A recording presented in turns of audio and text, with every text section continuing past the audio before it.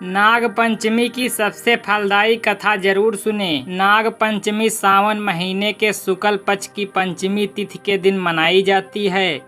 यह दिन नाग देवता को समर्पित है। पौराणिक काल से ही सांपों को देवताओं की तरह पूजा जाता है। माना जाता है कि नाग की पूजा करने से सांपों के डसने का भय समाप्त हो जाता है। भगवान भोलेनाथ के गले में भी नाग देवता लिपटे रहते हैं। धार्मिक मान्यता के अनुसार नाग पंचमी के दिन नाग देवता की आराधना करने से भक्तों को उनका आशीर्वाद प्राप्त होता है और कई अन्य प्रकार के भी शुभ फल प्राप्त होते हैं। इस दिन महिलाएं भाई तथा परिवार की खुशहाली करती हैं, नाग देवता की पूजा करती हैं और उन्हें दूध अर्पित किया जाता है। नाग पंचमी के दिन जिन नाग देवताओं की पूजा की जाती है वो इस प्रकार हैं: वासुकी, कालिया, शेषनाग, कारकोटक, मणिभर्दक, धृतराष्ट्र, शंखपाल, तक्षक आदि। नाग पंचमी की पूजा की तैयारी एक दिन पहले ही शुरू हो जाती है। चौथ के दिन चना, बाजरा, मूंग, मोठ आदि भिगो दिया जाता है। पूजा वाले दिन के लिए भोजन भी चौथ के दिन ही बना लिया जाता है।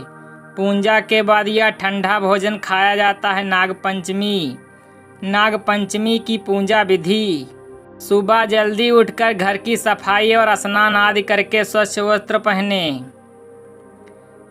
दीवार पर गेरू पोतकर पूजा करने का स्थान बनाएं। कच्चे दूध में कोयला घिसकर उससे गेरू से बने स्थान पर घर जैसी आकृति और उसके अंदर 5 फन वाले नाग देवता की आकृति बनाएं। अथवा घर के दरवाजे के दोनों तरफ 5 फन वाले नाग देवता की आकृति बनाएं। नाग देवता बनाने का एक अन्य तरीका यह है कि एक रस्सी में 7 गांठ लगा लें। इसे पाटे पर रखकर उसकी पूजा की जाती है। अब यदि संभव हो तो नाग की बमई पर 1 कटोरी दूध चढ़ाकर पूजा करें।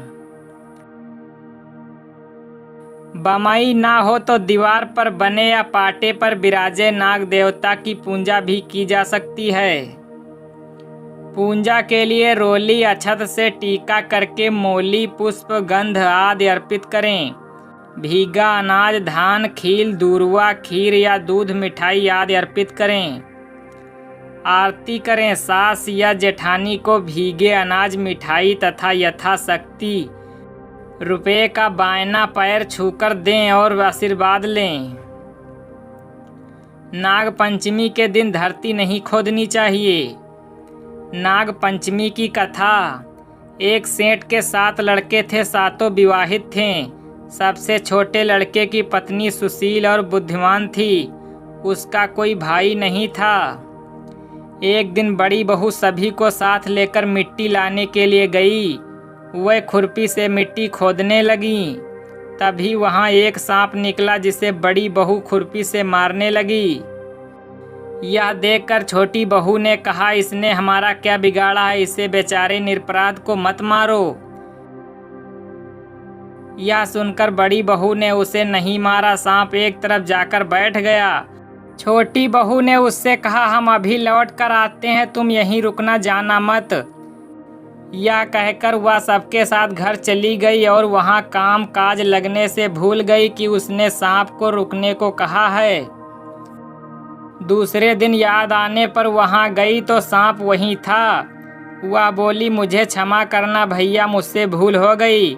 सांप ने कहा, भैया कहा है तो छोड़ देता हूँ। आज से तू मेरी बहन है, जो इच्छा हो मांग ले।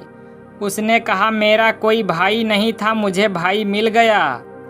कुछ दिन बाद वह सांप मनुष्य का रूप लेकर बहन के घर आया और कहा, मेरी बहन को मेरे साथ भेजो। सांप ने विश्वास दिलाया कि वह उसका दूर के रिश्ते का भाई है। रास्ते में बहन को अपने वही सांप होने की बात बताई।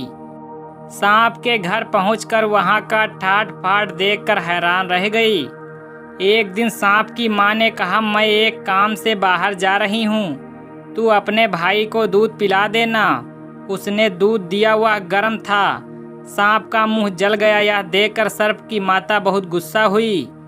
सांप ने कहा कि बहन को अब उसके घर भेज देना चाहिए। तब सांप और उसके पिता ने उसे बहुत सा सोना चांदी जवाहरात वस्त्र आदि देकर उसके घर पहुंचा दिया। इतना सारा धन देखकर बड़ी बहू ईर्ष्या से बोली, भाई तो बड़ा धनवान है, तुझे अधिक धन लाना चाहिए था। सांप ने यह सुना तो उसने और धन लाकर दिया। सांप ने छोटी बहू को हीरा मणियों का एक अद्भुत हार दिया था। उसकी प्रशंसा उस देश की रानी ने भी सुनी और वह राजा से बोली कि सेठ की छोटी बहू का हार यहाँ आना चाहिए। राजा ने मंत्री को हुक्म दिया कि उसके वह हार लेकर शीघ्र उपस्थित हो। मंत्री ने सेठ जी से जाकर कहा कि महारानी जी छोटी बहू का हार पहनेंगी, वह उससे लेकर मुझे दे दो। सेठ जी ने डर के कारण छोटी बहू से हार मंगाकर दे दिया। छोटी बहू को यह बात बहुत बुरी लगी। उसने अपने भाई को याद किया और आने पर कहा, भैया रानी ने मेरा हार छीन लिया है। तुम कुछ ऐसा करो कि जब वह हार उसके गले में रहे तब तक के लिए सर्प बन जाएं, और जब वह मुझे लौटा दे तब हीरो और मणियों का हार हो जाए। सर्प ने ठीक वैसा ही किया। जैसे ही रानी ने हार पहना वैसे ही वह सांप बन गया। यह देखकर रानी चीख पड़ी और रोने लगी। यह देखकर राजा ने सेठ के पास खबर भेजी कि छोटी बहू को तुरंत भेजो। सेठ जी डरते हुए छोटी बहू को साथ लेकर वहां पहुँचे। राजा ने छोटी बहू से पूछा, तूने क्या जादू किया है? मैं तुझे दंड दूंगा। छोटी बहू बोली, राजन क्षमा करें, लेकिन यह हार ही ऐसा है कि मेरे गले में हीरो और मणियों का रहता है और दूसरे के गले में सांप बन जाता है। यह सुनकर राजा ने वह सांप बना हार उसे देकर कहा, अभी पहनकर दिखाओ। छोटी बहू ने जैसे ही उसे पहना तो हार हीरे मणियों का हो गया। यह देखकर राजा को उसकी बात का विश्वास हो गया और उसने प्रसन्न होकर उसे बहुत सी मुद्राएं भी पुरस्कार में दे दी। छोटी बहू अपने हार और धन सहित घर लौट आई।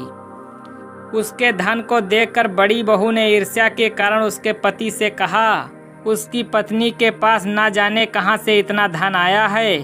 यह सुनकर उसके पति ने अपनी पत्नी को बुलाकर कहा, ठीक ठीक बता दे कि यह धन तुझे कौन देता है। वह अपने भाई सांप को याद करने लगी।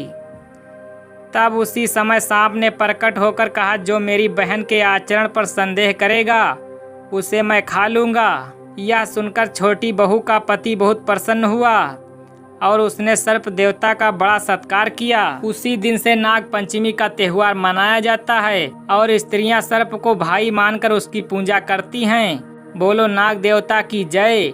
वीडियो अच्छा लगे तो लाइक करके चैनल को सब्सक्राइब करें। धन्यवाद।